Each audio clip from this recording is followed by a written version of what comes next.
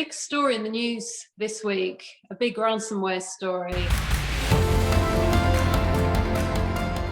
This will be Revil, or Revil, however you want to pronounce it, which are the most prolific and sadly most successful of the ransomware operators. And they've recently claimed to have attacked part of the Apple supply chain. In this case, a hardware manufacturer called Quanta Computer. They're an original design manufacturer.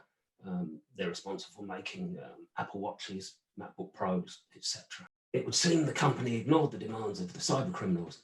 So they went to Apple instead and demanded they pay the $50 million ransom instead.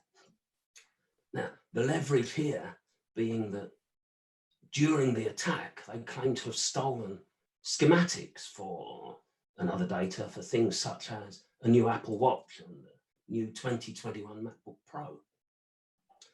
Some blueprints have already been leaked onto the Revil press site. Yes, they do have a press site.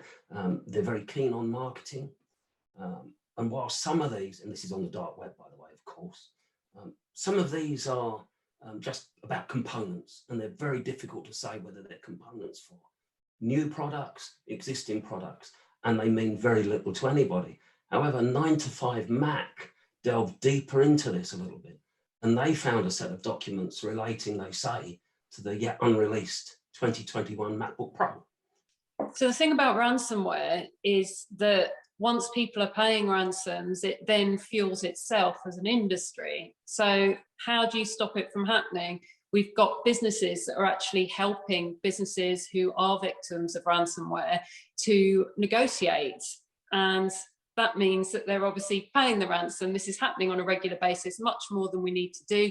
Ransoms are costing as much as $2 million. That was a recent Sophos report.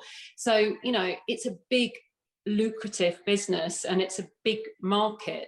And in the last few days, it gets even more interesting because those documents, those schematics, have now disappeared from the Revil website. They've gone. However, messages in a private chat channel that Revil have set up, so it's been reported, show the ransom has now been discounted from $50 million down to $20 million if it's paid by May 7th. These chats also mention a dialogue starting with Quanta and a promise to stop talking to reporters at all during this negotiation period. So it looks like there are, I mean, we can't say for sure, nobody knows, companies who are victims of ransomware are very quiet when it comes to talking to the press. So we don't know for sure if this is what's going on, but it looks like negotiations are underway.